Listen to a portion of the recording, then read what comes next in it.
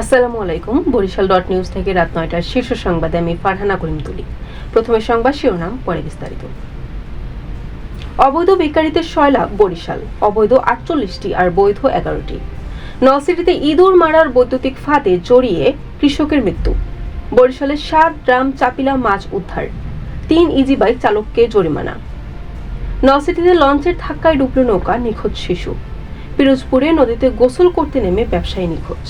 মেহেন্দিগঞ্জে একই পরিবারের ৪ সদস্যকে মারধর, জমি বিক্রির ৪ লক্ষ টাকা ছিনতাই। মঠবাড়িয়ায় ডিবির হাতে ইয়াবা সহ যুবক গ্রেফতার। বরিশালের বিভিন্ন মার্কেটগুলোতে জমে উঠেছে ঈদের কেনাকাটা। এতক্ষণ শুনলেন সংবাদ শিরোনাম, এখন বিস্তারিত। বরিশাল সদর উপজেলার ১/৩ অংশ বেকারিতে অস্বাস্থ্যকর পরিবেশে তৈরি হচ্ছে খাদ্য সামগ্রী। সদর উপজেলায় ৫৯ বেকারি থাকলেও বৈধতা রয়েছে মাত্র ১১টির। এসব অবৈধ বেকারিতে অস্বাস্থ্যকর পরিবেশে বিষাক্ত দ্রব্য দিয়ে মানহীন ও অস্বাস্থ্যকর খাদ্য সামগ্রী তৈরি করা হচ্ছে। ঝালকাঠির নলছিটিতে ইঁদুর মারার ফাঁদে বিদ্যুতায়িত হয়ে মোহাম্মদ জয়নাল হাওলাদার নামে এক বৃদ্ধের মৃত্যু হয়েছে। সোমবার বিকেল ৪টার দিকে উপজেলার সুবিদপুর ইউনিয়নের পূর্ব গোদান্ডা গ্রামে এই দুর্ঘটনা ঘটে। বরিশালে অভিযান চালিয়ে ৭ গ্রাম চাপিলা মাছ সহ ৩ ইজি বাইক চালককে আটক করেছে মৎস্য অধিদপ্তর। এ সময় মাছ বহনকারী ৩ ইজি বাইক চালককে ১২,০০০ টাকা জরিমানা করা হয়েছে। সোমবার বেলা ১১:৩০টার দিকে নগরীর কাশীপুর এলাকা থেকে তাদের আটক করা হয়।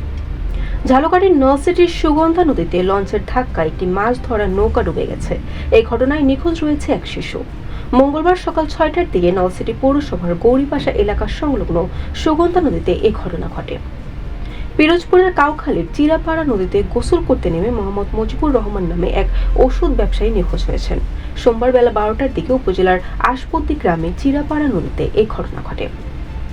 বরিশালের মেহেন্দিগঞ্জে পাওনা টাকা চাওয়ায় রাজমিস্ত্রির পরিবারের ৪ সদস্যকে মারধর করেছে প্রতিপক্ষ সন্ত্রাসীরা বলে অভিযোগ পাওয়া গেছে। এ সময় জমি বিক্রির ৪ লক্ষ টাকা ছিনতাইয়ের ঘটনা ঘটেছে। রবিবার সন্ধ্যা ৭:৩০টায় নিজ বাড়ি থেকে ভাড়া বাসায় যাওয়ার সময় এই ঘটনা ঘটে। পিরোজপুরের মঠবাড়িয়ায় নাদিম উদ্দিন নামে এক যুবককে ৫ পিস ইয়াবা সহ আটক করেছে ডিবি পুলিশ।